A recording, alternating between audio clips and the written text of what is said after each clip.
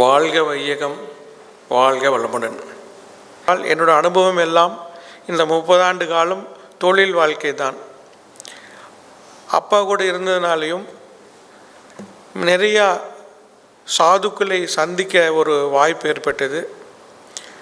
அப்பா ஒரு நாள் பேரூர் ஆதீனம் சென்ற போது சாந்தலிங்க அடிகளார் தென்னந்தோப்புக்கு தண்ணி பாய்ச்சி கொண்டிருந்தார்.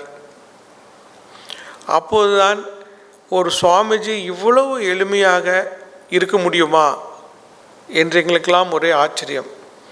அவர் இந்த வனம் ஐடியா கொடுத்து அதை இவ்வளோ தூரம் சுந்தரராஜ் அண்ணாவும் 1200 அறங்காளரும் 10-11 ஆண்டுகள் சிரமப்பட்டு இவ்வளோ தூரம் வளர்த்திருப்பது என்பது உண்மையாலுமே மனம் நெகிழ்ச்சி உண்டாகிறது. நான் கற்றுக்கொண்ட சில விஷயங்கள் பெரிய பெரிய மகான்களிடம் கேட்ட 1-2 வார்த்தைகள் தான். எனக்கு மிகவும் பிடித்தவர் சுவாமி சச்சிதானந்தா. அவர் ஒரு நாள் எங்கள் ஊரில் அப்பா ஒரு ஆசிரமம் வைத்திருக்கிறார், அங்கே வந்திருந்தார். அப்போது சில கருத்துக்களை சொன்னார். அவருடைய பேச்சுக்களை எனக்கு மிகவும், அவருடைய புக்கெல்லாம் வாங்கி படித்து பார்த்தேன். அப்போது ஒரு இளைஞனாக இருக்கும்போது நம் வாழ்க்கை எவ்வாறு வாழ வேண்டும் என்று யோசித்த போது, ஆக்கப்பூர்வமான வழியில் நீங்கள் எதை செய்தாலும் உங்கள் வாழ்க்கை மேன்மையடையும். You would useful productive life. மற்றவர்களுக்கு பிரயோஜனம் தரும்படி உங்கள் வாழ்க்கையை அமைத்து கொண்டால் உங்களுக்கு வெற்றியே. அப்போது நம் வேலை நேரத்தில் நம் வேலையில் கவனம் செலுத்த வேண்டும். அது அவரிடம் நான் கற்றுக்கொண்டேன். ஒரு பயாலஜி ப்ரொஃபஸர் இருந்தார். அவர் என்ன உலகத்தில் நடந்தாலும் ஒரு நிமிஷம் கூட அவர் கிளாஸ் மிஸ் பண்ண மாட்டார். ஒரு நாள் அவர் வீட்டில் திருட்டு போயிடுச்சு. எங்களுக்கு ரொம்ப சந்தோஷம். இன்றைக்கி அவர் கண்டிப்பாக வரமாட்டார், அவர் போலீஸ் ஸ்டேஷன் கம்ப்ளைண்ட் கொடுக்கறதுல பிஸியாக இருப்பார் அப்படின்னு நினச்சோம். கரெக்டாக வந்துட்டார். அப்போது எங்களுக்கெல்லாம் ஆச்சரியம், என்ன சார் உங்கள் வீட்டில் திருட்டு போயிடுச்சு, நீங்கள் வேலைக்கு வந்திருக்கீங்களே அப்படின்னு கேட்டப்போ அவர் சிரித்து கொண்டே ஒரே ஒரு வார்த்தை தான் சொன்னார். ஒன்றும் இல்லைடா, சொல்லாமல் எடுத்துகிட்டு போயிட்டான், அவ்வளோதான். எனக்கு கடவுள் கொடுத்த வேலை இது. இந்த வேலையை நான் செய்யலைன்னா என் ரூஃப் இடிஞ்சு என் தலைமையில் விழுந்துடும். அது அப்படி நான் நம்புகிறேன். அது சாயங்காலம் போய் பார்த்துக்குவேன் திருட்டு போனதுக்கு என்ன பண்ணுமோ. அப்போது அவர் அவருடைய வேலையில் எவ்வளோ தூரம் அவர் வேலையை கடவுள் கொடுத்த வேலையை சரியாக செய்யாவிட்டால் ரூஃப் தலைமையில் விழுந்துரும்னு நம்புகிறார். அப்போ அவரிடம் இருந்து அந்த அர்ப்பணிப்புறவோடு எப்படி வேலை செய்வது, வேலைகள் லாபம் நஷ்டம் வேறு, வெற்றி தோல்வி வேறு. ஆனால் வேலையை எந்த மனப்பான்மையுடன் செய்ய வேண்டும் என்பதை கற்றுக்கொண்டேன்.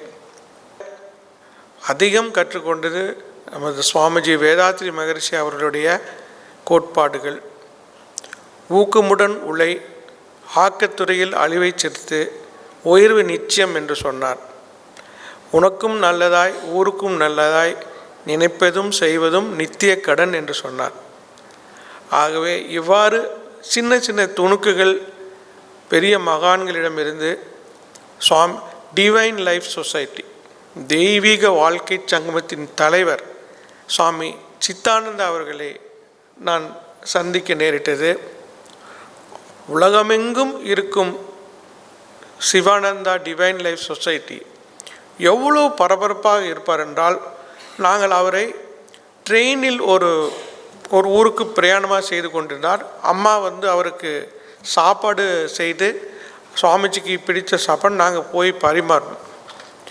அவர் எந்த ஒரு இதுவும் இல்லாமல் ரொம்ப நேரம் நின்றுது ட்ரெயின். அப்போது அவர் வெளியில் பெஞ்சில் உட்கார்ந்து அந்த இதை பொறுமையாக சாப்பிட்டு நிலம் விசாரிச்சுட்டு எந்த விதமான ஒரு ஆர்ப்பாட்டமும் இல்லை. அப்போது எளிமை என்றால் என்ன, அத்தனை ஊரில் நடக்கும் டிவைன் லைஃப் சொசைட்டினுடைய பிரசிடெண்ட் எவ்வளவோ நூல்கள் எழுதியிருக்கிறார். ஆனால் ஒருவரை சந்திக்கும்போது எந்த விதமான ஒரு படபடப்போ அல்லது ஒரு அவசரமோ காட்டாமல் எவ்வளோ அமைதியாக இருந்தார் என்பதை நாம் ஏதோ சிறு வேலை செய்தால் கூட யாரோ வந்துட்டார், ரொம்ப பிஸியாக இருக்கிற மாதிரி, நம்ம வேலையில் அவர் இடைஞ்சல் செய்கிறார் என்கிற மாதிரி எல்லாம் நாம் தவறாக ஆனால் இவ்வளோ பெரிய பொறுப்பில் இருப்ப ஒருத்தர் எப்படி இவ்வளவு சாந்தமாகவும் அமைதியாகவும் செயல்படுகிறார், அதை அவரிடம் கற்றுக்கொண்டேன். போன வாரம் இங்கே வந்தபோது இந்த அரங்கம் நிறையா குழந்தைகள் ஏதோ ட்ராயிங் மாதிரி போட்டுட்டு இருந்தாங்க. அப்போ சுந்தரராஜன் நான் கேட்டேன், இவங்க என்ன செய்கிறாங்க அப்படின்னு. அவர் சொன்னார், இந்த மாதிரி 2 வாரம் கோர்ஸ் நாங்கள் இளைய தலைமுறைகளுக்கு நாங்கள் ஸ்கூல் லீவ் இல்லைங்களா, கூட்டிகிட்டு நல்ல கருத்துக்களை நாங்கள் சொல்கிறோம் என்றார். எவ்வளோ பெரிய விஷயங்களை இந்த வனம் இந்தியா ஃபவுண்டேஷன் நடத்தி கொண்டிருக்கிறது. இளம் யங் மைண்ட்ஸ் அவங்களுக்கு பொல்யூட் ஆகாததுக்கு முன்னாடியே பசுமை தான் நம்மளுடைய எதிர்காலம், மரங்களை பாதுகாக்க வேண்டும் என்ற ஒரு நல்ல எண்ணத்தை அவர்களுக்கு ஏற்படுத்தி, நிச்சயம் அவர்கள் வளரும்போது அவர்கள் நல்ல சிந்தனையுடன் சுற்றுச்சூழலை பாதுகாக்க உங்களுடைய 5 கோட்பாடுகளில் மரம் செழிப்பாக இருக்க வேண்டும், சுற்றுச்சூழலை பாதுகாக்க வேண்டும் என்ற போன்ற கோட்பாடுகள் எல்லாம் மனதில் கொண்டு வாழ்வார்கள் என்ற நம்பிக்கை இருக்கிறது. நான் அதிகமாக சூழலை பற்றி கவலைப்பட்டது இல்லை. ஆனால் 2009 நான் அதை பண்ணி ஒரு எஸ்டேட் ஒன்று வாங்கினேன் ஏற்காடில். நான் அங்கே 10-12 காலம் வீக்கெண்ட் அங்கே போயிடுவேன். அங்கே பக்கத்தில் ஒரு ஃபாரஸ்ட், 200 ஏக்கர் ஃபாரஸ்ட்டு. அதில் ஒரு அழகான தெளிந்த நீர் ஓடை, அதிலே 10 மாதங்கள் தண்ணி இருக்கும். அப்போது தான் இயற்கையை பற்றின ஒரு பாடத்தை நான் கற்றுக்கொண்டேன். முதலில் அதில் நிறையா பல ஜாதி மரங்கள் இருந்தது. கொய்யா, ஜாக் ஃப்ரூட், பலாப்பழம், நாவல் பழம், இது போன்ற மாம்பழம், நிறையா மாம்பழம் வச்சுருந்தார் பழைய ஓனர். ஃபஸ்ட்டு என்ன சொன்னேன், நீங்கள் அந்த மேனேஜர் எல்லாத்தையும் கட் பண்ணி கரெக்டாக பேக்கேஜ் பண்ணி எல்லாம் விற்றுருங்க அப்படின்னு சொன்னேன். ஆனால் அது சந்தைப்படுத்த முடியல. அது அவ்வளோ டேஸ்டான பழம். ஆனால் அது பழுத்த உடனே அது கீழே விழுந்து போய் வீணாக போகிற பழத்துக்கு பேசாமல் அவங்களே கூட பறித்து சாப்பிட்டுருந்தாவது அவங்களுக்கு அது யூஸ் ஆகிருந்துருக்குமில்ல. நாம் என்ன வேலை செய்திருக்கிறோம். அப்புறம் அடுத்து நீ எதுவும் சொல்லாதப்பா, யாராவது பறிச்சா பரவாயில்ல அப்படின்னு சொல்லிட்டேன். அப்புறம் அந்த கிளியெல்லாம் கொத்தி அதை சாப்பிட்டு, அப்போது ஒரு மரத்தில் ரொம்ப டேஸ்ட்டாக இருக்கும். நான் என்ன சொல்லிட்டேன், இந்த மரத்தை மட்டும் நீங்கள் விற்றுறாதீங்க, எங்கள் வீட்டுக்குன்னு ரிசர்வ் பண்ணிடுங்க, இதில் வர எல்லா பழங்களும் எங்களுக்கே, அந்த ஒரு பழம் கூட யாருக்கும் கொடுக்கக்கூடாது அப்படின்னு. அதை பார்த்தாங்க, இவ்வளோ பெரிய மாம்பழம், ஒரு பழத்தை கூட என்னால் சாப்பிட முடியல.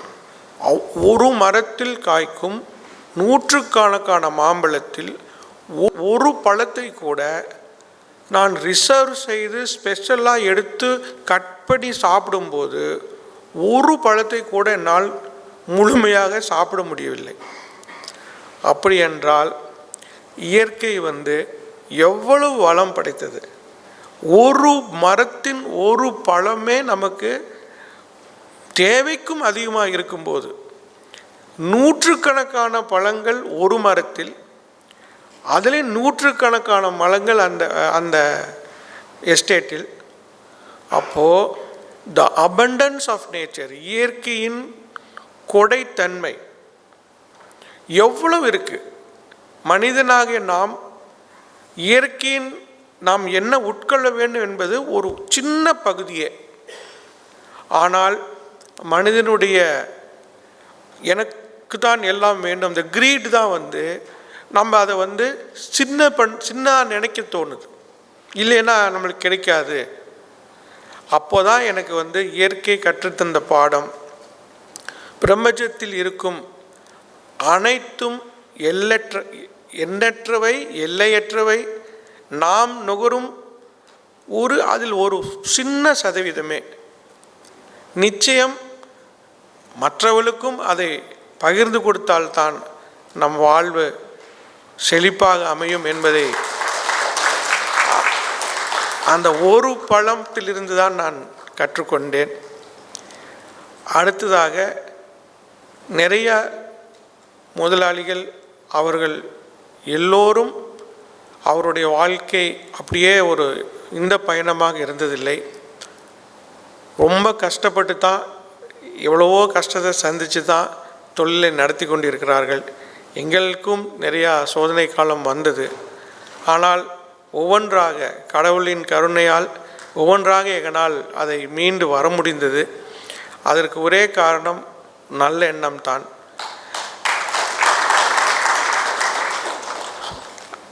ஒரு என்னோட பிரதர் ஒரு கம்பெனி வச்சுருந்தால் அவர் நஷ்டமாயிடுச்சு, அந்த லோன் திருப்ப முடியல.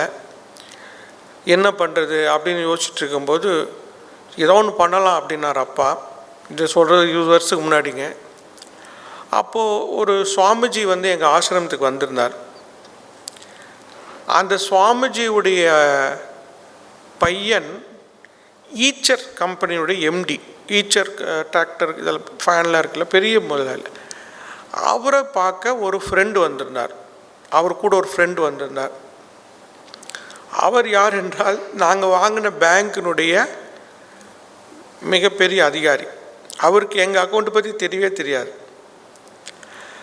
எங்கள் ஃபாதரும் இதை பற்றி பேசவே இல்லை. அப்போது அவர் என்ன சொல்லிட்டு போனார், போகும்போது சுவாமிஜியை தரிசனம் செய்துட்டு நீங்கள் வந்து என்னை சென்னையில் பாருங்கள் அப்படின்னு மட்டும் சொல்லிட்டு போனார். அப்போ நாங்கள் சென்னையில் போய் அவரை சந்திக்க போது இப்படி ஓடிஎஸ் ஒன் டைம் செட்டில்மெண்ட் அப்படின்னு ஒரு ஸ்கீம் இருக்குது. நீங்கள் எப்படியாவது உங்களுடைய சொந்த நிறுவனத்தில் நீங்கள் நான் சொல்கிற அமௌண்ட்டை வாங்கி கட்டினால் எல்லா வட்டியும் தள்ளுபடி செய்து கொஞ்சம் அசலையும் தள்ளுபடி செய்து நாங்கள் ஏற்றுக்கொள்கிறோம். இது இப்போதான் வந்திருக்கு இந்த ஸ்கீமு. எனக்கு தெரியும் நீங்கள் இந்த கம்பெனியில் எந்த ஒரு காசும் எடுக்கலை, அதை நல்லா நடத்த தான் முயற்சி செஞ்சீங்க. நீங்கள் டைம் கொடுங்க, நாங்கள் கட்டிடுறோம். ஒரு 6 மாதத்தில் கட்டுவீங்களா அப்படின்னு கேட்டார். பாதி கட்டிடுறோம், இன்னொரு பாதிக்கு இன்னொரு 6 மாதம் கூட. சரி டன், திருப்பி எதுவும் இதில் மிஸ்டேக் பண்ணிடாதீங்கன்னா பண்ண மாட்டோன்னு சொல்லி வந்து எங்களுடைய பேங்க்கை போய் இப்படி கொடுக்குறாங்கன்னு சொல்லும்போது கரெக்ட் ஸ்கீம் இந்த மாதிரி ஸ்கீம் ஒன்று இருக்குது எங்களுக்கு தெரியும். பட் இங்கே மேனேஜர்லாம் யாருக்கும் அது தெரியாது. நான் என்னுடைய பர்சனல் டீம் அனுப்புகிறேன், நீங்கள் வேணுங்கிற மாதிரி பேப்பர் ரெடி பண்ணி எங்களுக்கு அனுப்பிச்சுடுங்க அப்படின்னார். அதே மாதிரி அவர் வந்தாங்க. எங்களுடைய சொத்தெல்லாம் அடமானம் இருந்ததெல்லாம் இது வேல்யூ பார்த்துட்டு ஒன்றுமே இல்லாமல் ஒரு லோன் கொடுத்தாங்க. அதுக்கு பேரே கிடையாது, சும்மா ஒரு கார்ப்பரேட் லோன். அதை வாங்கி நாங்கள் கடனெல்லாம் கட்டிட்டோம். இப்போ அந்த நிறுவனம் நல்லா வந்துடுச்சு. அப்போது கிரைசிஸ் மேனேஜ்மெண்ட் அப்படின்னு நாங்கள் ஏதாவது பண்ணோமா அப்படின்னு பார்த்தா நாங்கள் எதுவும் செஞ்ச மாதிரி தெரியல. இயற்கையாக ஒருத்தர் அனுப்பிச்சுட்டு அவரு சுவாமிஜியை பார்க்க வந்தார். நாங்கள் ஒன்றும் அவர்கிட்ட கேட்கவும் இல்லை. அவர் கூட வந்தவர் இந்த பேங்க்கில் இருப்பார். ஆகவே எங்களுடைய அனுபவம் எல்லாம் நாம் ஒழுங்காக இருந்தால் இயற்கை அதுக்கு தகுந்தாக வழி செய்து கொடுக்கும் என்பதுதான் இந்த அனுபவத்தில் கற்றுக்கொண்டேன். இதிலிருந்து நான் கற்றுக்கிட்ட பாடம், உண்மையை பேச வேண்டும், நேர்மையாக இருந்தால் நிச்சயம் நமக்கு வழிகாட்டுகள் ஏதோ ஒரு வகையில் கண்டிப்பாக வந்து சேரும். நாம் இயற்கையை நம்பாத நாம் குறுக்கு வழியில் போகும்போது தான் நாம் குறுக்கு வழியில் சம்பாரித்து வைக்கவில்லை என்றால் நம் குழந்தைகளுக்கு அல்லது வருங்கால சந்ததிக்கு இல்லாமல் போயிடும் என்று தவறாக நினைக்கிறார்கள். ஆனால் நான் ஒரு பெரிய மாற்றத்தை பார்க்கிறேன். இப்போ வந்திருக்கிற இதில் ரொம்ப நல்லவர்கள் நல்ல விஷயங்கள் எல்லாம் பேசுகிறார்கள்.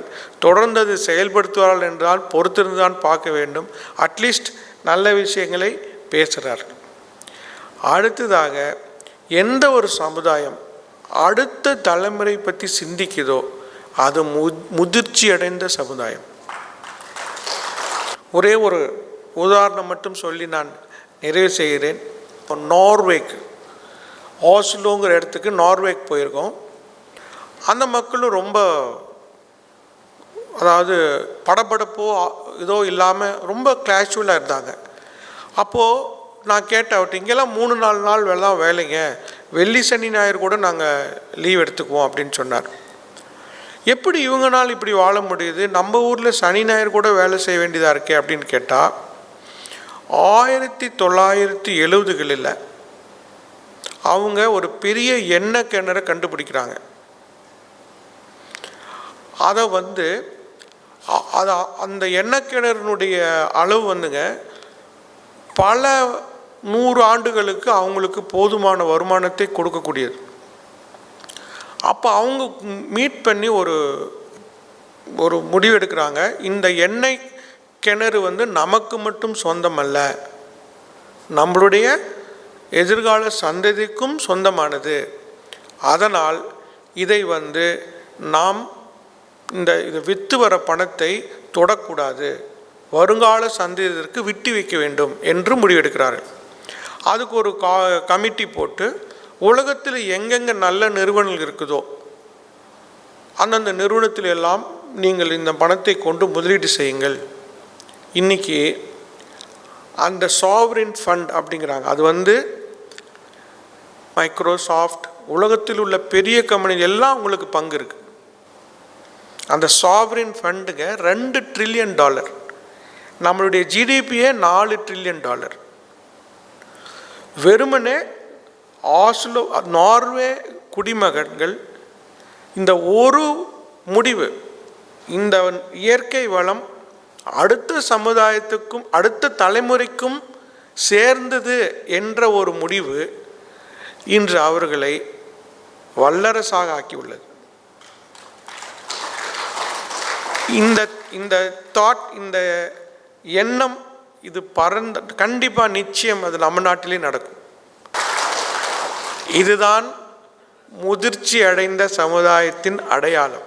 நாம் பல முதிர்ச்சி அடைந்த சமுதாயத்திலிருந்து கற்றுக்கொண்டு அதை இங்கே பார்க்கும்போது அதை அதை செயலாக்கம் கொடுத்திருக்கிறீர்கள்.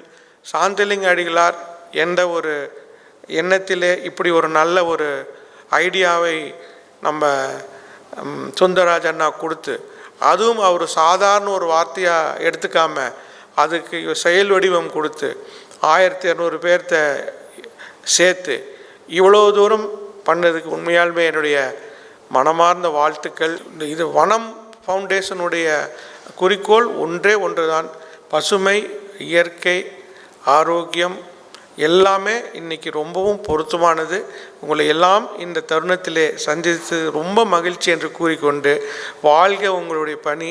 அனைவருக்கும் எனது வாழ்த்துக்களை தெரிவித்து விடைபெறுகிறேன். நன்றி, வணக்கம்.